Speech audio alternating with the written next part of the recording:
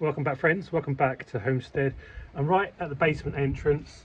It's a horrible day out there today, rainy, and it's not particularly cold. As you can see, I'm not wearing a coat, but it's just windy and horrible. So I thought I'd go down to the basement, which the door is just behind me down there, underground. We'll have a look around the basement, see what's in there. I've not had a look around for three years-ish. Show you what we've got stored up for winter and the coming year. And if you've got any questions, then you can leave them in the comments down below. Let's go down there and have a look. Okay, let's turn the lights on. Here we go, that's better. Okay, so this is the basement. It's it's actually under the workshop. If you've seen the workshop videos, that's where we are underneath. All the food's on this side. Well, it's food everywhere, but all the canned, jarred and stored food is all on this side. And on this side is all our vegetables. So at the time of recording, it's early November, so the harvest is kind of come in. I'll take you through what's going on down here. It looks a lot, well, it is a lot, but anyway. So let's look at this side. First of all, is the harvest side. So I built this rack. It was one of the first projects I did, actually. I didn't make a video, it was years ago, because I've seen something similar elsewhere. And then what I'd actually seen is the potatoes just thrown in this kind of wooden rack area. But now we've bought all these boxes, stacking boxes, so it's a much better system. These aren't all our potatoes. They are various... So we've got the big ones from our harvest. What we do is separate big and small. Big are for us, or big, medium and small, I suppose. Medium are often seed potatoes for sowing the next year, and then the small ones are for animals, in our case chickens. We also get given other people's small potatoes. By small, I sort of mean this size. But even within those small, quote unquote, often there are many which are medium, which we could use as seed potatoes, as you can see. Some of these sizes that are good for seed potatoes. There's carrots there somewhere. There is apple juice on here as well. This was given to us by a dear friend who mulched a load of munched up a load of apples for us, and then we just had to store it ourselves and sterilize it. Over there when we take the apples to a place and they do it for us, they sterilize and do the whole thing, put it into bags. Beetroots, a few more beetroots, carrots. Not a great harvest this year, carrot harvest, but that's how it goes sometimes. Anyway, that's all that, and yeah, quite a lot. Birch tree juice over there stored. That'll be quite sour now. Some things here I don't really know what they are. This basement does need a really good sort out, as I'm sure you'll agree. Okay, so let's look at this. Go back to, and then you can see it with all the floodlight. When we got here, there was only this, and actually the top was starting to break, and I replaced the top. It's got two big 2x4s underneath. Supporting it with a covered piece of ply. You can see it's a bit mouldy there. So anyway, there was only that. There was a bunch of really old stuff, some of which is still here on the floor, still needs sorting out. To be fair, some of the really old blueberry jams and stuff like that, they're not bad. They're preserved and it's sugar and it's perfectly okay. And blueberry has been a bit hard to come by in the last few years. So they're all blueberries foraged from our own forest. We don't buy any. So yeah, but this eventually will all go, and up to about there is old. That's a bit old stuff, but we're just working through. It's the last of the old stuff. The rest of what's going on here, one of us knows what it is. It might not be me today, but one of us knows what it is. So then that came along. These shelves were all made from the old window frames. When we had our windows replaced with triple glazing, I made this set of shelves from the old frames.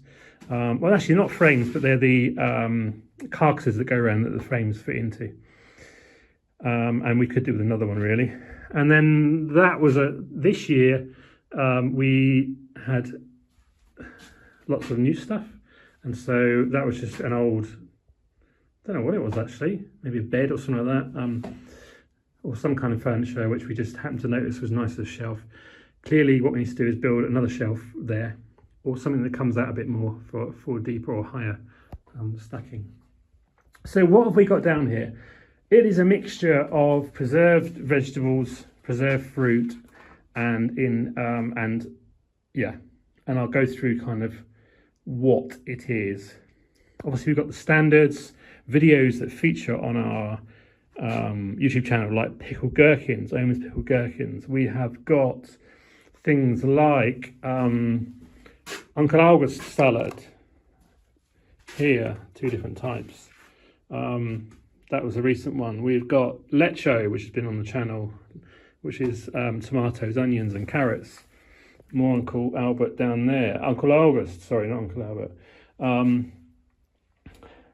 We've got Ludger's salad here, which I think the Americans call something like bread and butter pickles, but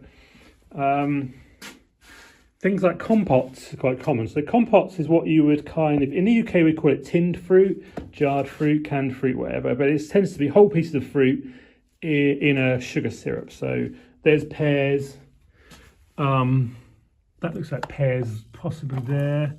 Yeah, pears. They are plums, small pears, compotes, all compotes. Looking around, some more plums there, about there. We have got things like, obviously we grow a lot of tomatoes here, so there's a lot of tomato-based stuff. Tomato ketchups. This is will be a bit like a passata, but it'll be sweetened, more sugar and stuff like that.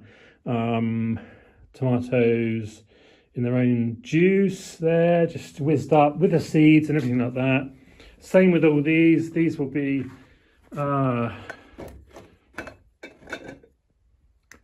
bez CS, which means bez tukas, bez sali, bez without sugar, without salt.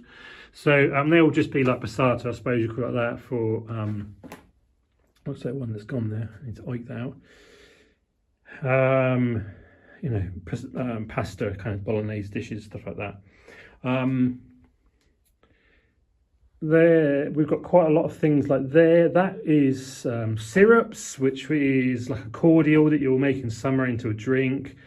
That will be, what is that, blackcurrant or aronia, that is there. It's a bit dark in this place. So here we've got mixed pickle stuff in jelly, so onions and tomatoes in jelly. Now what will happen sometimes is, like this year, there's no plan to make that next year, so we'll make a lot this year and then we've got enough for 2 or 3 years. There's Sidonia. This is a relative. I'll link to the video up here where I picked these Sidonia, which are Japanese quince. That's what it's called in English. They make a really nice syrup as well. We have got, what else we've got here? Things like this, mixed pickled vegetables. They're very nice. They're really, I mean, I like pickled gherkins, pickled cucumbers, but when they're mixed like this, tomatoes, onions, peppers, and the gherkins together with, garlic and dill and stuff like that, mustard seeds, their blended flavour is really, really nice. Really like those. Yeah. We have got, what else have we got going on? Obviously, we've got things like jams that you'd expect. We were given a lot of plums this year, so there's a lot of plum-related things. Things I'm more enthusiastic like pine. This is pine syrup there from pine cones, green pine cones, not the dry brown ones. Good for sore throats, that kind of thing. Plum and Sidonia jam. So there's always a blend and a mix of things. Nothing's particularly standard, as it were. Okay, we've got strawberry jam and raspberry jam and stuff like that, but different things going on. They are roasted pepper ketchups, more unusual. Ludger's salad back there. What have we got going on there? Doesn't look very nice at the top. Yeah, some of these things do need to be gotten rid of, I think. That will be cranberries, which we pick from the think of the word in Latvian, but not in English. A swamp, you know, over in the forest, we'll pick cranberries. Swamp's not the right word, but you know what I mean. Pearls. Pickled chanterelle mushrooms. Again, picked from the forest.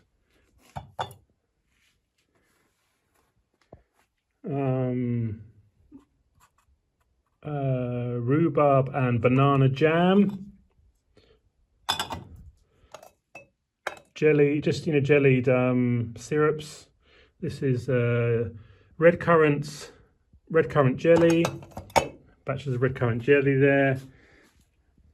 More mushrooms, tomatoes, plum jelly there. Here we have, and it's written in English, false pineapple.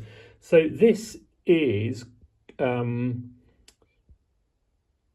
pumpkin and a bit of Sidonia as well, with citric acid and sugar syrup, which makes it, you know, that's why it's called false pineapple. So you get the acidicness from the citric acid, obviously. Pickled paprika, peppers, dandelion heads, pickled plums, lots of plum stuff. There's some strawberry jam. Oh, zemony, and that's strawberry and rhubarb? Strawberry and rhubarb jam. More tomato. Go under there. That's apple and broccolinis, which is lingonberry. That's a good one with potato pancakes. That one actually really good for potato pancakes. Apple and again lingonberry. Tomato. We've got some more juices there from the birch tree. More syrups. Plum syrup there. Plum juice.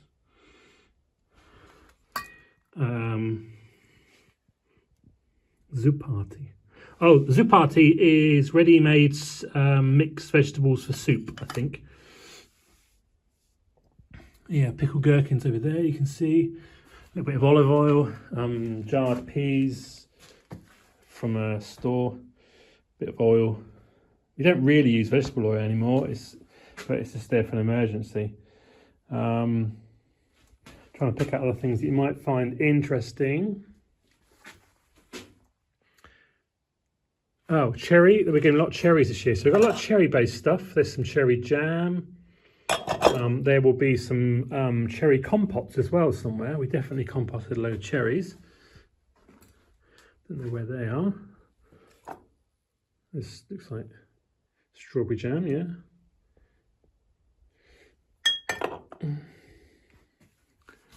What's that? Plums in their own juice by the look of it. That could be beetroot, is it? No, that is pear and something red, I would have thought. Jam. My wife has her own code and I have my code as well. So, like I say, between us, we know what it is. Plum jelly. Oh, peach. There's peach. Peach jam. Oops. I don't know what that is. Looks like could be wild garlic or something like that. Plum. Yeah.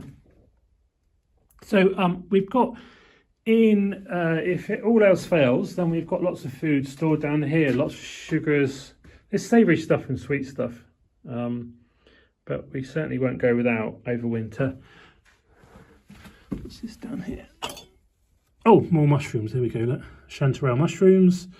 I mean, you know, how many jars of chanterelle mushrooms? I don't know how many kilos we got out of the forest. And I know in the UK it's like 50, 60 pounds a kilo for chanterelles, something like that. Or was it euros? Yeah, anyway, a lot.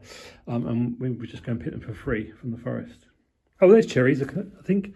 Yeah, cherry compotes. There we go. Lots of cherries. They're lovely. They are absolutely lovely. Yeah, more mixed pickles. Good. Okay. Well, that's kind of have a look at the basement.